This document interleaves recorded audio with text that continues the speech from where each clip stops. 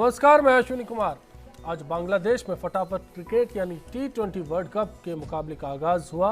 भारत पाकिस्तान आमने सामने है। 3 विकेट पाकिस्तान गंवा चुका है। सियासत के इस दौर में आज कई उतार चढ़ाव चले। आज दिल्ली में आप पार्टी ने टिकट और पैसों के खेल में 2 नेताओं को बाहर का रास्ता दिखा दिया। तो आज यूपी में सतपाल महाराज को मोदी ऐसे भाई कि उन्होंने बीजेपी का दामन थाम लिया। लेकिन आज जसवंत सिंह की नाराजगी रही। इस पर बीजेपी बिल्कुल नहीं सोच पाई। बाड़मेर से सोनाराम को टिकट मिला और जसवंत सिंह को नहीं, कुछ नहीं मिला। आज बीजेपी ने कहा नया चलेगा, बस नया ही चलेगा। आज की खबर में बात कर्नल हावी और मेजर हारे।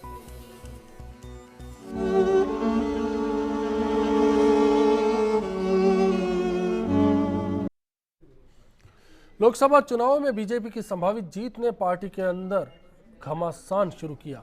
3 दिन से बाड़मेर से टिकट की मांग को लेकर अड़े जसवंत सिंह को तवज्जो नहीं मिली और टिकट मिला सोनाराम को। 3 दिन पहले सोनाराम ने कांग्रेस को छोड़ बीजेपी का दामन थामा था। वसुंधरा राजे ने उन पर भरोसा जताया और पार्टी ने वसुंधरा पर। सबका फॉर्मूला एक था, बस नया यहां चलता है। सियासत के रण में मेजर पर कर्नल जीत गए।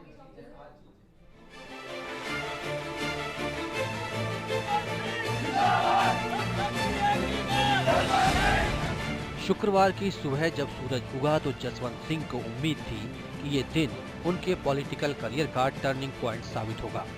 ऐसा हुआ भी, लेकिन उम्मीद नाउम्मीदी में तब्दील हो गई। जिसे जसवंत सिंह ने लाल कृष्ण आडवाणी और मुरली मनोहर जोशी की तर्ज पर मर्जी से टिकट लेने की जिद की, उनको पार्टी ने ठेंगा दिखा दिया। इस फैसले ने जसवंत सिंह को पहले नंबर की कतार से निकालकर सीधा लालजी टंडन की कतार में ला खड़ा किया, जो पार्टी के लिए कितना भी समर्पित होने का दावा करे, लेकिन उनकी मर्जी पर पार्टी नहीं चलती। इसका इशारा सुबह जेटली से भी मिल गया था। भला फैसला दोपहर बाद हुआ हो। टिकट बंटवारे के बाद बीजेपी के वरिष्ठ नेता रहे जसवंत सिंह नाराज है। जी हाँ, ठीक सुना आपने, वरिष्ठ रहे, क्योंकि पार्टी अब उन्हें वरिष्ठ नहीं मानती। तो फिर आडवाणी की तर्ज पर उनको सुना भी जाता और समझा भी जाता। इस मामले में समझदार तो मुरली मनोहर जोशी निकले, जिन्हें पता था कि ये उनका आखिरी चुनाव है। लहर किसी की भी हो, पर असर क्या होगा ये समझ जोशी ने पार्टी के फैसले में ही अपनी भलाई समझी। लेकिन यहाँ जसवंत सिंह चूक गए और अब निर्दलीय मैदान में होंगे। इधर जसवंत समर्थक जयपुर से लेकर जसोल तक लामबद्ध हैं। खुदा खैर करे, अब करे या देर करे, लेकिन ये इंतजार बीजेपी को भी था और जसवंत सिंह को भी। देर से ही शायद कोई मान जाएगा, इसलिए रस्साकशी का ये दौर बंद कमरे में शुरू हुआ और अब वो सरे बाजार सामने आ गया। 5 दिन पहले शुरू हुई तकरार पर हर दिन राजनीति के पंडित हेडलाइन तय करते हैं, लेकिन फैसला जब आया तो सियासत की जंग में मेजर पर भारी कर्नल साबित हुआ।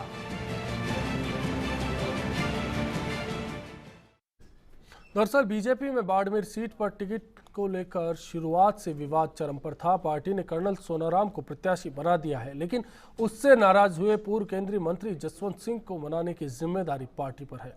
हालांकि सोनाराम इस विवाद को जल्द बातचीत के जरिए निपटाने की बात कह रहे हैं। बीजेपी प्रत्याशी घोषित होने के बाद सिंबल लेने पार्टी मुख्यालय पर आए कर्नल सोनाराम की माने तो वे जसवंत सिंह से मिलकर उनको मनाने की कोशिश करेंगे। कोई नाराज मना लेंगे उनको, आर्मी के हिसाब से, राजनीतिक के हिसाब से, उम्र से, तो उसको मना लेंगे। मिल लूंगा, मेरे सामने बैठ जाएगा आपस में। और बाकी मैडम है राजनाथ सिंह, बहुत सीनियर है वो, आप जानते हो ना। उनकी सीनियरिटी देखते वक्त मैं तो क्या उनको मनाऊंगा, मैं जरूर मिल लूंगा। मेरे ख्याल कुछ हल निकल जाएगा। दरअसल जसवंत सिंह बाड़मेर से टिकट हासिल नहीं कर पाए। सोनाराम उम्मीदवार है। जसवंत सिंह अरसे से बाड़मेर से चुनाव लड़ने की मांग करते रहे हैं। यहां तक कि उन्होंने पार्टी छोड़ने की धमकी भी दी। अब टिकट कटने के बाद बगावत पर उतर आए हैं। जसवंत सिंह 23 तारीख को बाड़मेर जाएंगे और 24 तारीख को खबर है कि वो निर्दलीय प्रत्याशी के तौर पर पर्चा दाखिल कर सकते हैं। ऐसा पहले भी उन्होंने कहा। जसवंत ने कहा कि आखिरी लोकसभा चुनाव है, इसलिए वो अपने घर यानी बाड़मेर से लड़ेंगे। चलिए सुनाते हैं क्या कहा था कुछ दिन पहले जसवंत सिंह ने। मैं अपने आप को साइडलाइन नहीं समझता।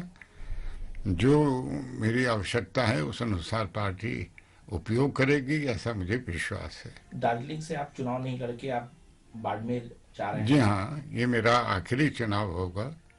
मैं 9 टर्म से पहले एमपी रह चुका हूँ और दार्जिलिंग की जो कुछ के लिए जो कुछ मुझे करना था, कर सका, वो सब कर दिया है। वहाँ गोरखालैंड टेरिटोरियल एडमिनिस्ट्रेशन एक स्वायत्त शासन की तरह बना दिया गया है। आखिरी चुनाव मैं घर से ही लड़ना चाहूँगा। ये जसवंत सिंह ने कहा, लेकिन जो उम्मीद उनकी थी दरअसल वो पूरी नहीं हो पाई। आज जब बाकी बची 4 टिकटों का ऐलान हुआ तो उम्मीद के मुताबिक जसवंत सिंह पार्टी के पैमाने पर खरे नहीं उतरे और ऐसा हुआ कि जसवंत सिंह को ये टिकट नहीं मिल पाई और पूरा दबाव उनके ऊपर आ गया। लेकिन इसका असर अब पूरे मारवाड़ में देखा गया। जोधपुर से लेकर बाड़मेर तक राजपूत समाज खास तौर पर अब बीजेपी के खिलाफ बगावत की राह पर है। अब देख सकते हैं बाड़मेर के ये शॉट्स हैं आपकी स्क्रीन पर, जहां नरेंद्र मोदी के पोस्टर कैसे फाड़े जा रहे हैं। इससे पहले आज दिन में बीजेपी के बाड़मेर दफ्तर पर जसवंत सिंह समर्थकों ने ताला जड़ दिया था। कल प्रदर्शन हुआ। जयपुर में भी राजपूत समाज ने कल प्रदर्शन किया था और जसवंत सिंह को टिकट देने की मांग की थी। सोनाराम से ये मुकाबला था उनका। टिकटों को लेकर दोनों के बीच लंबी रसाकशी चली, लेकिन आखिरकार पार्टी ने ऐलान किया कि ये टिकट बाड़मेर से जो चुनाव है वो सोनाराम लड़ेंगे। 3 बार सांसद रहे सोनाराम इस मुकाबले में जीत गए। और आप देख सकते हैं कैसे प्रदर्शन बाड़मेर की सड़कों पर किया गया। वसुंधरा राजे का पुतला फूंका गया, नरेंद्र मोदी का पोस्टर फाड़ दिया गया। और हमारे बाड़मेर संवाददाता दिनेश इस वक्त सीधे फोन लाइन पर जुड़ चुके हैं। दिनेश, आपसे सवाल, जसवंत सिंह को टिकट नहीं मिला, बाड़मेर जैसलमेर में ये माहौल कितना गर्मा चुका है? अश्विनी जी, मैं आपको बता देना चाहता हूं कि जिस तरीके से दोपहर 4 बजे के बाद में जब सोनाराम के नाम का बीजेपी की ओर से टिकट का ऐलान किया गया था, उसके बाद में ही मनविंदर सिंह के निवास पर आसपास के इलाकों के हजारों समर्थक उनके घर पर जुट गए थे। उसके बाद में ये लोग सारे के सारे लोगों ने रणनीति बनाई। उसके बाद में पूरे शहर के अंदर एक रैली निकाली गई जिसके अंदर वसुंधरा के खिलाफ जमकर नारेबाजी की गई। वसुंधरा के दिनेश, निश्चित तौर पर वहां विरोध देखा गया, लेकिन आपसे ये जानना चाहूंगा कि जसवंत सिंह का दावा था 6 से लेकर 10 विधायक उनके समर्थन में इस्तीफा दे सकते हैं बाड़मेर जैसलमेर से, क्या खबर है? अश्विनी जी, मैं आपको बता देना चाहता हूं कि जिन विधायकों के समर्थन की बात की जा रही थी, अभी तक उनकी ओर से कोई भी प्रतिक्रिया नहीं आई है। हम लोगों ने उनसे भी बातचीत करने की कोशिश की है, लेकिन वो लोग कोई भी हमसे बात करने को तैयार नहीं है। अब जो आगे की रणनीति है वो इस तरीके से बनाई जा रही है कि जसवंत सिंह खुद 23 तारीख को बाड़मेर आएंगे, उसके बाद में 24 तारीख को एक वोट विशाल सभा करने वाले हैं, उसके बाद में वो अपना नॉमिनेशन फाइल करने वाले हैं। अश्विनी जी, अगर निर्दलीय चुनाव लड़ते हैं जसवंत सिंह तो सोनाराम की जीत की संभावना कितने % रहेगी? मैं आपको बता देना चाहता हूं कि जिस तरीके से फिर त्रिकोणीय मुकाबला हो जाएगा, लेकिन माना ये जा रहा है, जो राजनीतिक के जानकार है और जो यहाँ के जो जातिगत समीकरण है उसके हिसाब से देखा जाए तो सोनाराम की जीत कर आंच आ सकती है और एक तरीके से मुकाबला त्रिकोणीय हो जाएगा। अश्विनी जी, चलिए ठीक है, शुक्रिया आपका दिनेश इस चर्चा के लिए। बाड़मेर में माहौल गर्मा चुका है, संभावनाओं को लेकर चर्चाएं लगातार चलती रहेगी, लेकिन खबर यह है कि अभी बीजेपी समर्थन का जिनका दावा किया गया था जसवंत सिंह की ओर से, बीजेपी के 6 से लेकर 10 विधायक उनके समर्थन में इस्तीफा दे सकते हैं, उसको लेकर तस्वीर अभी साफ नहीं है। लेकिन ये तय है कि 23 तारीख को बाड़मेर पहुंचेंगे जसवंत सिंह और हो सकता है कि 24 को अगर मान मनोबल का दौर कारगर साबित नहीं हुआ तो फिर पर्चा दाखिल कर सकते हैं। चलिए अब आपको बताते हैं कि सोनाराम की क्या खासियत है जिसके दम पर राजे ने जसवंत सिंह को छोड़कर उनको चुना।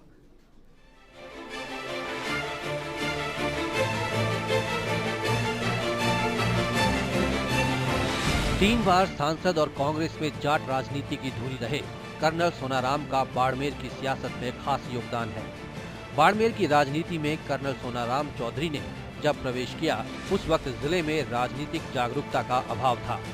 कर्नल जैसलमेर के श्री मोहनगढ़ निवासी हैं। जजिया जैसलमेर में उनके खेत खलिहान भी हैं। सोनाराम ने लगातार 3 संसदीय चुनाव में बाड़मेर से जीत हासिल की और चौथी बार वे मानवेंद्र सिंह से 3.25 लाख मतों से हार गए। 13वीं विधानसभा में गठित वायथू विधानसभा से वे विधायक चुने गए। उन्होंने इंजीनियरिंग की तालीम हासिल की और आर्मी में कर्नल की रैंक तक का सफर तय किया। इस दौरान उन्होंने भारत पाकिस्तान के बीच हुए 1971 के युद्ध में भी भाग लिया। वहीं 76 साल के जसवंत सिंह की पहचान पूर्व प्रधानमंत्री वाजपेयी के करीबी नेताओं के रूप में है। पहली बार 1980 में राज्यसभा के जरिए पॉलिटिकल सफर शुरू करने वाले जसवंत सिंह 1960 के दशक में भारतीय सेना के अधिकारी रहे। 15 साल की उम्र में वे भारतीय सेना में शामिल रहे। कई विभागों में मंत्री और राज्यसभा में नेता प्रतिपक्ष रहे। राजस्थान में जन्म और पढ़ाई हुई, लेकिन ज्यादातर वक्त बाहर निकाला। दरअसल जसवंत सिंह को जहां हाई प्रोफाइल नेता के तौर पर पहचान मिली है, वहीं सोनाराम की पहचान ठेठ जमीन से जुड़े नेता के रूप में है। दोनों की पहचान कद्दावर नेता के रूप में है, लेकिन टारगेट 25 के मिशन में राजे कोई रिस्क नहीं चाहती। ऐसे में जसवंत को टिकट नहीं मिलना और टिकट को लेकर उनके ऐतराज को दरकिनार करने के पीछे मर्जी खुलकर वसुंधरा राजे की सामने आती है।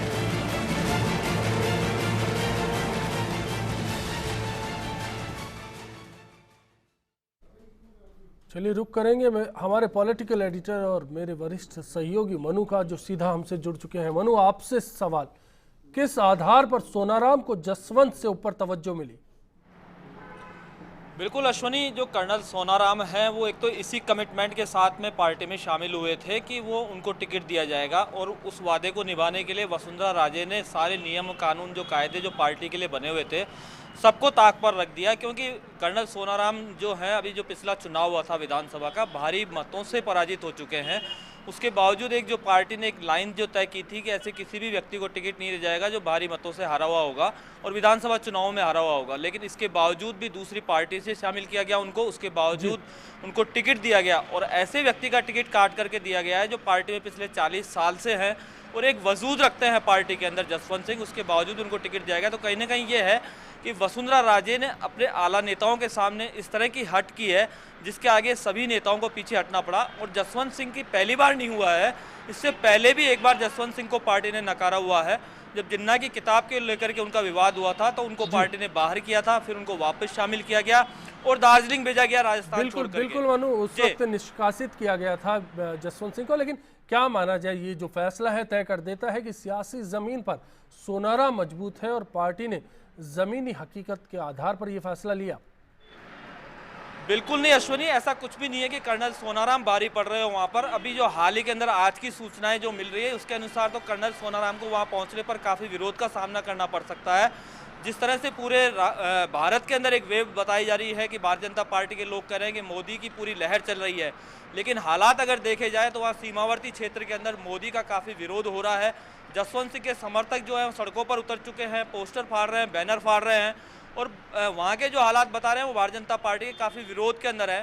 तो वहाँ के जो समीकरण बन रहे हैं, क्या संभावना है, क्या जसवंत सिंह निर्दलीय चुनाव लड़ सकते हैं? बिल्कुल, जिस तरह से उन्होंने घोषणा की है कि 24 तारीख को वो अपना नामांकन दाखिल कर सकते हैं, और सीमावर्ती क्षेत्र के अंदर जसवंत सिंह जो हैं काफ़ी अपनी पेठ रखते हैं, और जो एक नए समीकरण जो निकल करके सामने आ सकते हैं वो है राजपूत और मुस्लिम वोटों अगर जो एक हो जाते हैं तो एक प्रदेश के अंदर एक नए समीकरण भी सामने आ सकते हैं। और ये जो सीट है इसके ऊपर काफ़ी भारतीय जनता पार्टी को मशक्कत करनी पड़ेगी। जी, क्या कोई मान मनोबल के बीच का रास्ता निकल सकता है? खबर है कि राज्यसभा जसवंत सिंह को भेजा जा सकता है या मानवेंद्र सिंह को राज्य कैबिनेट में कुछ स्थान मिल जाए। देखिए, मान मनोबल की अगर बात करें तो पहले भी इसकी जिम्मेदारी भारतीय जनता पार्टी के अंदर जो वरिष्ठ नेता है लाल कृष्ण आडवाणी को सौंपी गई थी, और वो उनको मना करके वापस से पार्टी में भी लेकर के आए थे। अब पार्टी के वरिष्ठ नेता या तो उनके पास में मिलकर के बातचीत करें या जसवंत सिंह दिल्ली पहुंचे या उनका कोई दूत वहां पर आए तो बातचीत बैठ सकती है। इस तरह की सूचनाएं भी हैं कि उनको कहीं राज्यसभा की बात की जाए उनसे, या उनके पुत्र जो मानवेंद्र सिंह हैं उनको कैबिनेट में शामिल करने की बात की जाए, लेकिन अभी तक इस तरह की कोई सूचनाएं नहीं मिली है। जी, शुक्रिया मनु इस चर्चा के लिए। बिल्कुल आपका तो तस्वीर सामने है मेजर पर किस तरह से कर्नल हावी साबित हुए, ये सियासी रण में किस तरह से सोनाराम जीते, ये तस्वीर थी आज की। ब्रेक का वक्त हो चला है, ब्रेक के बाद लौटेंगे और बात करेंगे। आज भारत पाकिस्तान का मुकाबला है, आज जीत का सवाल है।